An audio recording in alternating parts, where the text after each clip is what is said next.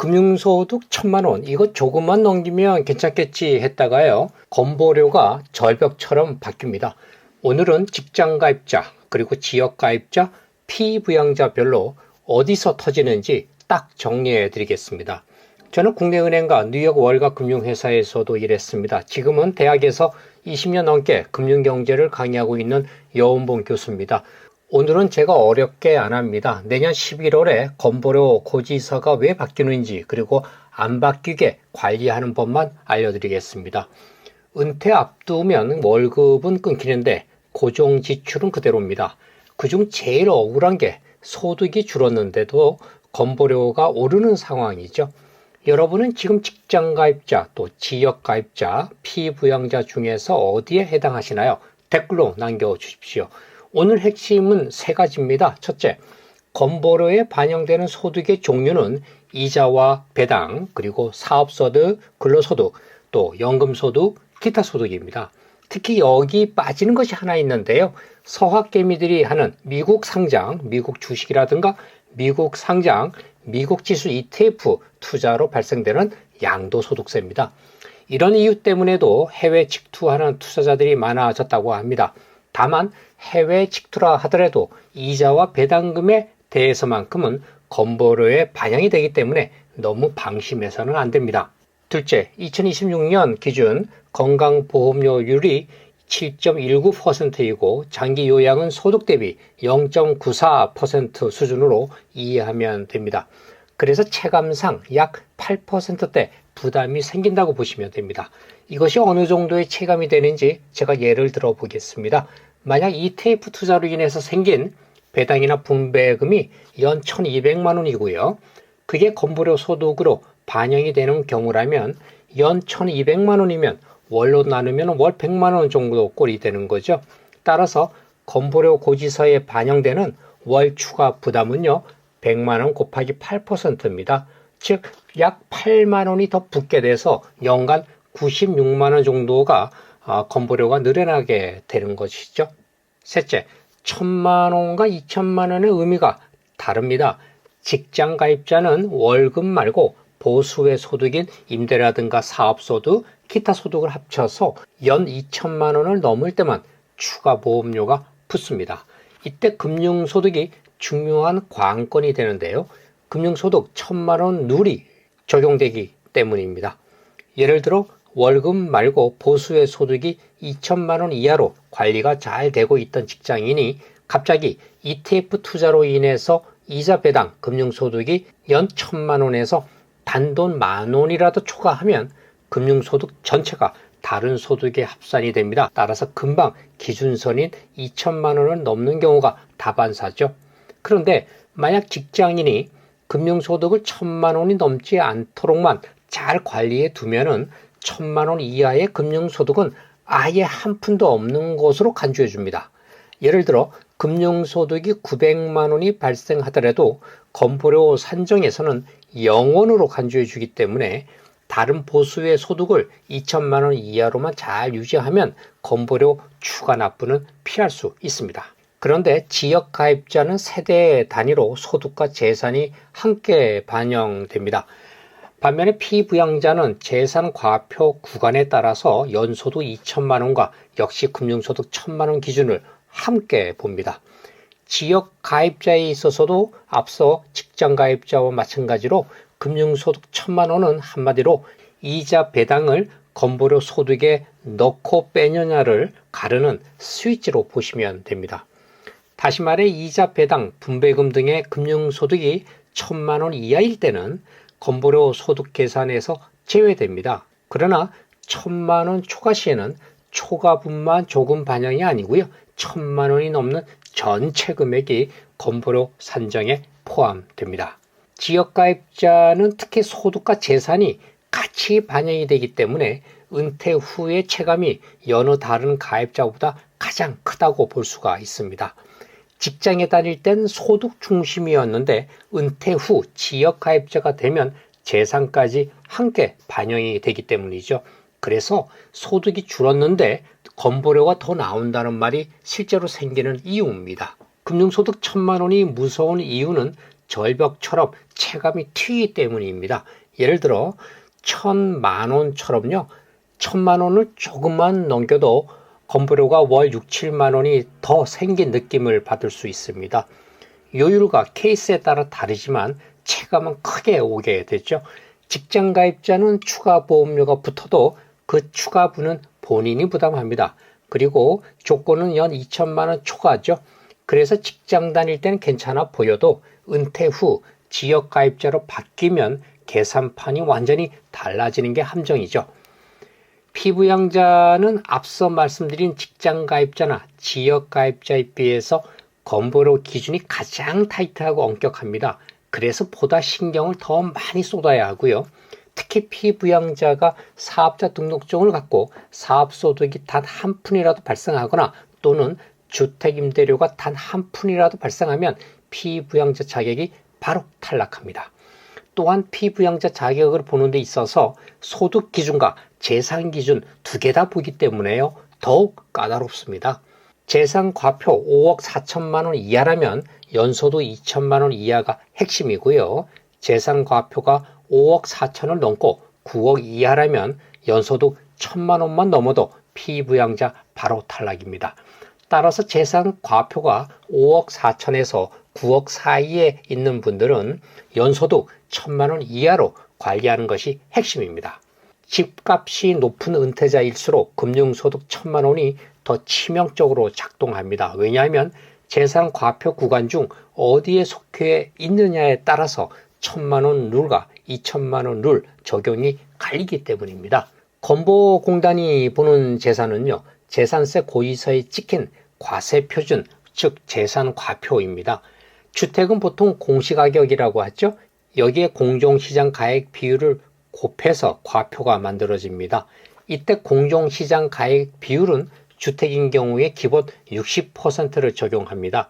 따라서 예를 들어 시세 10억짜리 아파트의 공시가격이 7억이라고 가정해 볼게요. 이때 주택 과표는 공시가격 곱하기 60%로 계산을 합니다. 그렇게 되면 공시가격 7억이라고 치면 곱하기 60%를 하면 4억 2천만 원이 재산 과표가 되는 것이죠. 자, 그럼 피부양자 재산 기준은요, A, B, C 총 3구간으로 나눠져 있습니다. A 구간은 재산 과표 5억 4천 이하입니다. 이 구간에 속하시는 분들은 소득 요건 연 2천만 원 이하 쪽이 적용됩니다. 따라서 조금 전에 계산했던 재산과표 4억 2천만 원은 이 구간에 해당이 되죠. 따라서 소득 연 2천만 원만 넘지 않으면 피부양자 자격을 그대로 유지할 수가 있습니다. 그러나 B 구간이 문제입니다. 재산세 과표 5억 4천 초과하면서 9억 이하에 계신 분들인데요. 소득 여건이 더 빡세져서 이분들은 연소득을 1,000만 원 이하로 관리해야 피부양자 유지가 가능합니다. 예를 들어 공시가격이 더 높아서 공시가격 10억이라고 가정을 해 보겠습니다. 이렇게 되면 재산 과표는 10억 곱하기 60%, 즉 6억이 되는 거죠. 따라서 B 구간으로 들어오게 되므로 이런 분들은 소득을 1,000만 원 이하로 관리를 하셔야 합니다. 이런 분들은 소득을 1,000만 원 이하로 관리해야 피부양 자격을 그대로 유지하실 수가 있습니다. 마지막 C 구간은요, 재산 과표 9억 초과입니다. 이 구간에 속하는 분들은 다른 조건 아무것도 보지 않고 무조건 피부양자 자격 탈락입니다. 따라서 앞으로 건보료 계산에 사용하는 주택 재산 과표는 시세로 추정 계산하지 마시고요. 여러분이 받으시는 재산세 고지서에 나와 있는 과세표준 숫자를 보고 그 숫자의 60%만 곱하면 손쉽게 건보료에서 따지는 ABC 구간 중 내가 어디에 속하는지 바로 알 수가 있습니다. 지금부터는 지역 가입자 쪽으로 이야기를 틀어보겠습니다. 아직 피부양자이신 분들도 자칫 기준을 조금이라도 넘게 되면 지역 가입자로 전환될 수 있는 여지가 많기 때문에요. 현재는 지역 가입자가 아니더라도 미리 공부해 두시면 큰 도움이 되실 겁니다. 지역 가입자를 얘기할 때 가장 많이 듣는 질문이 있는데요. 부부는 가구로 따지는지에 대한 질문입니다. 이 부분 정말 중요합니다. 지역 가입자는 월별 보험료가 개인별이 아닙니다. 세대원 전체 단위로 산정된다는 것이 핵심입니다.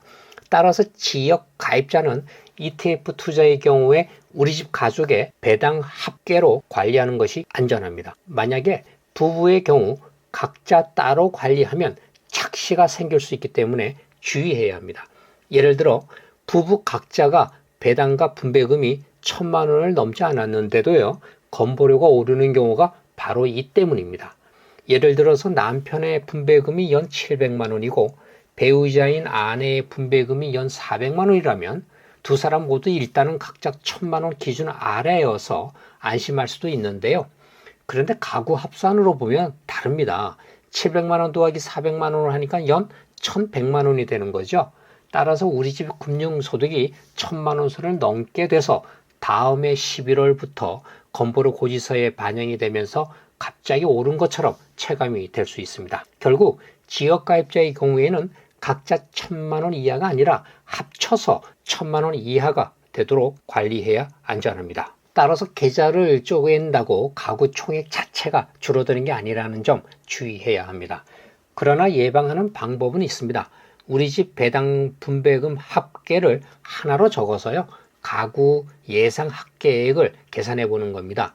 이때 목표를 1,000만 원이 아니라 900에서 950만 원으로 잡는 걸 제가 추천합니다. 왜냐하면 분배금 변동폭을 어느 정도 감안해 두기 위해서죠. 그리고 월배당 또 커버드콜 고배당 ETF와 리츠와 같은 것들은 연 900만 원까지 맞춰 놓는 것이 좋고요. 나머지는 저배당 즉 성장형 ETF로 두고 생활비는 필요할 때 일부 매도하는 방식으로 보충하는 것을 권해드립니다. 만약 계산해 보니까 금융소득이 1,000만 원 선을 넘을 것 같으면 돈 들어오는 방식을 바꾸어 주는 겁니다. 즉 분배금에서 일부는 ETF를 분할 매도해서 원금 인출을 하는 것이죠. 이렇게 함으로써 연간 배당 분배금 총액을 낮추는 조정을 하자는 뜻입니다. 고배당 ETF 같은 것들은 매달 매분기 돈이 많이 들어오죠. 그만큼 배당 소득이 빨리 쌓입니다. 즉 금융소득이 빨리 쌓인다는 뜻인데요. 그래서 만약 지금 월배당 ETF가 많아서 연간 분배금이 1,000만 원 이상이 예상이 된다면 이런 분들은요, 월배당 ETF 일부를 줄여서 연간 분배금을 900만 원대로 낮춰놓는 겁니다. 이렇게 비중 줄이기를 통해서 돈이 덜 들어오게 만들어 놔서 건보료 절벽을 회피하는 전략입니다. 물론 이 전략은 매월 들어오는 분배금이 너무 많을 정도로 투자금이 많은 분들은 사용할 수 없는 전략이죠. 다만 건보료 절벽인 이자 배당 소득이 연 1,000만 원 정도 근처에 있는 분들에게는 아주 적합하고 유효한 전략이라는 점 알려드립니다. 은퇴자분들의 경우에 생활비가 많이 필요해서 고배당 ETF에 많은 돈을 집중하시는 분들이 계신데요. 생활비는 분배금만 너무 고집하지 말고 분할 매도 섞기를 하는 방법을 한번 활용해 보시기 바랍니다. 즉 월급처럼 받기만 하지 말고 분할 매도를 통해서 필요할 때 꺼내 쓰기를 하는 겁니다. 여기서 분할 매도라는 것은 주식 또는 ETF를 한 번에 팔지 않고요. 매달 또는 분기마다 정해진 금액만큼 조금씩 매도해서 현금화하는 것을 말합니다.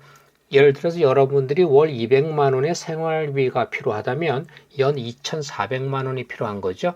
이때 분배금으로는 연 900만 원만 받으면서 1,000만 원 밑으로 관리해 두는 거고요. 나머지 부족한 1,500만 원은 매달 125만 원씩 ETF를 조금씩 팔아서 생활비로 쓰는 방법입니다. 이렇게 하면 배당 소득, 즉 금융소득은 900만 원에 멈추고 생활비는 ETF 매도로 채우니까 배당 때문에 건보료 문턱을 넘는 상황을 줄일 수가 있는 겁니다. 비유로 말씀드리면 분배금은 수도에서 자동으로 새는 물이고요. 분할 매도는 물탱크에서 컵으로 떠서 쓰는 물입니다. 자동으로 물이 많이 새면, 즉 고배당이 많아지면 연간 합계가 금방 커지니까 자동은 줄이고 떠서 쓰는 비중을 늘리는 거죠. 그래서 지역가입자는 같은 주민등록 세대로 묶여 있으면 고지서가 한 장으로 나오고요. 소득과 재산이 세대 기준으로 반영되는 구조입니다. 그래서 전략도 개인이 아니라 가구 단위에 최적화하는 노력과 관심이 필요합니다. 그리고 12월이 가장 무섭습니다. 건보료는 올해 소득을 바로 보고 매기는 것이 아닙니다. 이미 세무서에 확정된 과거 소득 자료를 가져와서 매기게 되는데요. 즉 11월은 건보료 계산에 쓰는 소득 연도가 한 단계 최신으로 바뀌는 달입니다. 그래서 체감이 확 달라질 수가 있는 거죠. 그래서 11월이 무섭습니다. 만약 올해 배당 분배금이 늘어났다면 다음 해인 내년 11월 고지서에 체감이 바뀔 수 있기 때문에 미리 총액을 점검하고 선을 넘을 것 같으면 분배금 구조를 미리 조정해 두는 게 안전합니다. 그래서 작년에 배당이 확 늘었던 분들은 올 11월 고지서에서 갑자기 체감을 느낄 수가 있는데요. 예를 들어 2025년 배당 이자가 500만 원이었고 2026년 배당 이자가 1200만 원으로 기준액 1000만 원을 초과해서 확 늘었다고 가정해 보겠습니다. 자, 그러면 2027년 1월부터 10월 고지서에는 아직 소득이 반영되지 않았기 때문에 건보료가 별일 없네 하고 넘어갈 수가 있습니다. 그런데 2027년 11월 고지서에 갑자기 건보료가 확 뛰는 느낌을 받게 되는 거죠. 따라서 현재의 고지서가 올해의 금융소득을 보는 게 아니고요. 작년 자료가 올 11월부터 반영되는 것으로 이해하시면 됩니다. 배당 ETF와 고배당 ETF 그리고 커버드 콜 ETF는 분배금이 아주 크기 때문에 금융소득 1000만 원을 넘기가 쉽습니다. ETF 분배금은 배당 소득으로 잡힐 수 있습니다. 그리고 국내 상장 ETF들 중에서 매매 차익도 배당 소득세로 과세되기 때문에 분배금만 조심하면 끝이 아니라 매도 타이밍까지 포함해서 연간 합계를 관리해야 합니다. 그럼 이제부터 금융소득 1000만 원을 어떻게 관리하는지 7가지 규칙을 말씀드리겠습니다. 첫 번째는 방어선은 1000만 원이 아니라 900만 원대로 잡으십시오. 왜냐하면 변동이 있기 때문입니다. 분배금을 일정하지 않고요. 환율이나 기초자산 배당에 따라 흔들립니다. 그래서 목표는 연 900만 원 이하처럼 버퍼를 두는 게 좋습니다. 두 번째 규칙입니다. 현금 흐름과 분배금을 하나로만 만들면 안 됩니다. 분배금과 일부 매도하는 방식을 섞으십시오. 은퇴 현금 흐름은 2개로 섞는 게 안전합니다. 첫 번째는 분배금 이자로 연 900만 원대까지만 만들어 놓고요. 나머지 생활비는 필요할 때 일부 매도, 즉 분할 인출을 하는 겁니다. 이렇게 함으로써 월배당 중독 때문에 1000만 원을 넘기는 일을 줄일 수가 있는 거죠. 세 번째 규칙입니다. 고배당 ETF는 좌석을 정해 둡니다. 즉 분배금 총액을 캡으로 관리하는 거죠. 고배당 커버드 콜, 리츠형처럼 분배금이 큰 애들은 아예 여기는 연간 분배금 한도가 900만 원대라고 좌석을 지정해 놓으십시오. 네 번째 규칙입니다. 분배 스케줄을 달력에 적어 두세요. ETF마다 분배 시기가 서로 다릅니다. 근데 만약에 12월 달에 몰리게 되면 연말에 갑자기 선을 넘게 되는 일이 발생될 수 있기 때문이죠. 다섯 번째 규칙입니다. 부부는 가구 단위로 총액을 관리하십시오. 지역 가입자라면 보험료가 세대 단위로 산정이 됩니다. 그러면 실무적으로는 우리 집 배당 합계로 관리하는 게 안전합니다. 여섯 번째 규칙입니다. 은퇴하기 1, 2년은 직장 기준이 아니라 지역 기준으로 모의 계산, 즉 시뮬레이션을 한번 돌려보십시오. 직장 가입자는 재산이 직접 반영되지 않지만 지역 가입자는요, 소득과 재산을 합쳐서 하기 때문에 체감이 달라집니다. 따라서 은퇴하기 1년, 2년 전부터 지역 가입자 모의 계산을 한번 돌려보시기를 권해드립니다. 마지막 7번째 규칙입니다. 11월을 경계하십시오. 자료 반영 시점 때문에 11월 고지서가 튈 수 있습니다. 그래서 작년 금융소득이 컸던 분은 특히 올 11월을 체크하시기 바랍니다. 여러분, 은퇴자금을 많이 버는 것도 중요하지만 새는 구멍을 막는 게 먼저입니다. 오늘 영상이 도움이 됐다면 구독과 좋아요로 응원해 주시고요. 지금까지 월가 출신 금융을 읽어주는 남자 여운봉 박사였습니다. 감사합니다.